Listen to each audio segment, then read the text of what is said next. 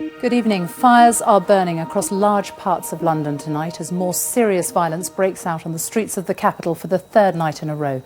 The latest trouble started in Hackney in the east of the city late this afternoon before spreading to Lewisham, Peckham and now in the last hour to Croydon in South London.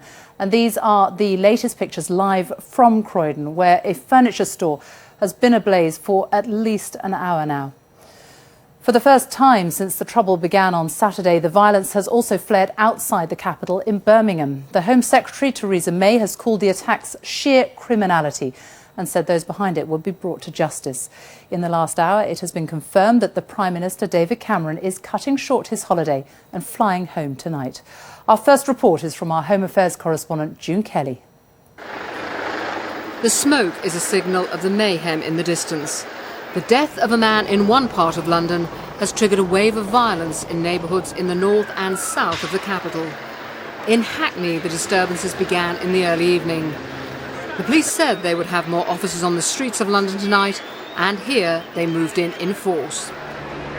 So all around this area, the cordons are now going up. For the second night running, we've got copycat acts of violence. This is what the police feared, what they're calling pure criminality. This group are looting an off-licence, one of them carrying away a whole box full of drink, a shopkeeper's livelihood slowly being removed. And tonight to the south of London, this was Croydon, a furniture store in flames. And this was the view of one local eyewitness. They don't care. I've never seen such a disregard for human life. Nice little anarchists. I hope they have a nice little party. I hope they rot in hell. Because the grief they have caused people, the fear they've put in people's hearts, decent people who have done nothing to anyone, and the fear in them. This is an area which is miles from the shooting which has triggered this unimagined spiral of violence. Let's be absolutely clear that there is no excuse for violence, there is no excuse for looting, there is no excuse for thuggery. The police will obviously deal with any emerging situations as they consider best appropriate for those situations. But I am absolutely clear there is no excuse for looters or thuggery or violence on the streets. In Peckham, a clothes store was being turned over, people helping themselves as others looked on. A bus was burnt out. Police were guarding a supermarket, but they couldn't stop a pharmacy being attacked. And from the country's most senior police officer, an appeal for help in stopping the law-breaking. We have a lot of police officers on duty, but I do urge now that parents start contacting their children and asking where their children are. There are far too many spectators who are getting in the way of the police operations to tackle criminal thuggery and burglary. And I'm imploring that people within those communities actually start clearing the streets to enable my police officers to deal with the criminality that is occurring in front of them. In a development which will alarm police and politicians, tonight the trouble moved outside London. This was Birmingham, vandals and looters out in the city centre. Social media has played a massive part in the spread of information.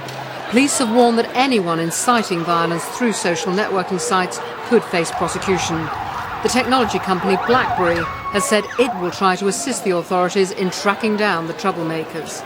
A fatal shooting by police last Thursday has become the trigger for an unimagined chain of destruction.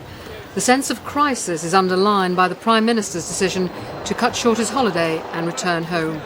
June Kelly, BBC News.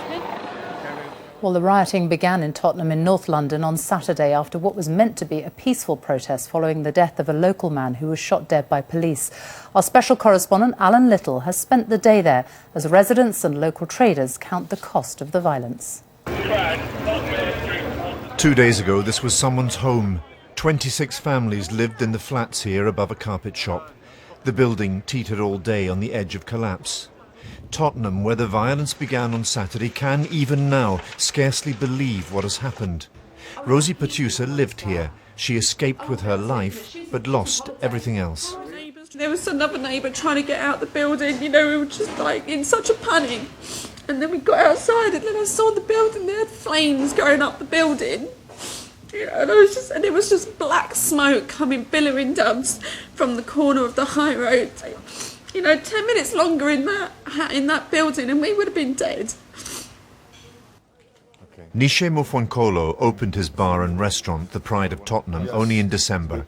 He came to check it in the early hours of Sunday and found looters ransacking it. One had a knife. Terrified, Nishe escaped through an upstairs window.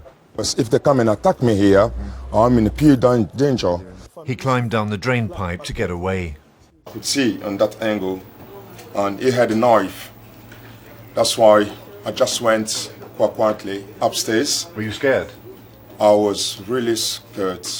I think for me, honestly, on that time I was thinking that maybe it's the end of my life. The Deputy Prime Minister came to Tottenham this afternoon to listen.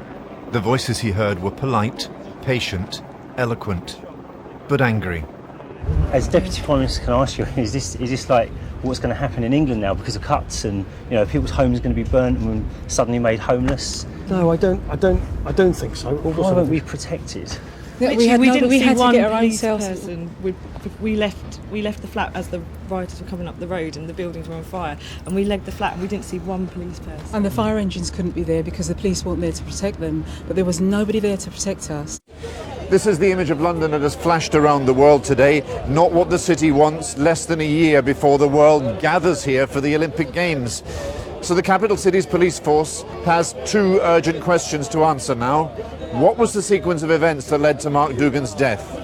And how did a peaceful protest get out of hand so quickly and lead to this?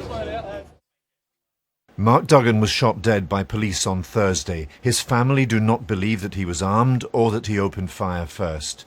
On Saturday there was a small peaceful demonstration of his supporters. Within hours, Tottenham was in flames. How? Tottenham is a poor borough, but not the poorest. It has a history of tension between the police and some parts of the community. But no one here now believes that the violence that is sweeping the capital has anything to do with Mark Dougan's death. His own friends and family have condemned it. Violence isn't, if people just continue doing it, it ain't going to heal the pain. Fair enough, I know families and that need answers, but it isn't the right way to go about it. Tonight, Tottenham's infamous new landmark is coming down, but the flames that started here are spreading and the emergency goes on.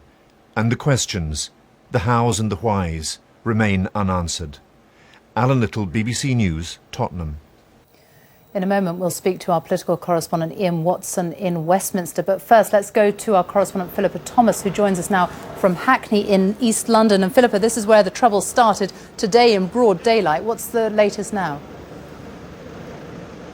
Just minor skirmishes now, although still a fairly substantial police presence, Sophie. I have to say that on a street just around the corner, we spent about 3 hours there this evening, moving between rioters and riot police and observing the tactics of both sides. So on the part of the rioters, we could see young men pulling the T-shirts across their faces, smashing bottles for ammunition, setting fire to cars and, breaking bricks, getting stones, getting whatever they could get to hurl at the riot police.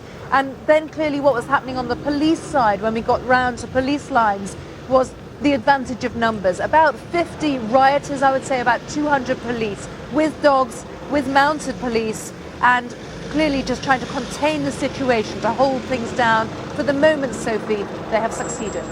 And Ian, the Prime Minister and the Mayor of London have both decided today to cut short their holidays and to come home at last, I'm sure many people will say. It's certainly extremely rare for a Prime Minister to call off his summer break, and it's not something that David Cameron did lightly, partly because it can engender a sense of crisis rather than dispel it if a Prime Minister rushes back. And only this afternoon, Downing Street was saying there was no need for him to return home because he was keeping in close contact with his cabinet colleagues. Now, tonight, Downing Street sources say the Prime Minister was witnessing what he saw as a clearly deteriorating situation, and he had decided to fly back. Now, he's not going to get much sleep. He's going to arrive here overnight. Tomorrow morning, around 8:30, he's chairing a meeting of COBRA, the Emergencies Committee. Nick Clegg, the Deputy Prime Minister, will also be there. He's cleared his diary as well.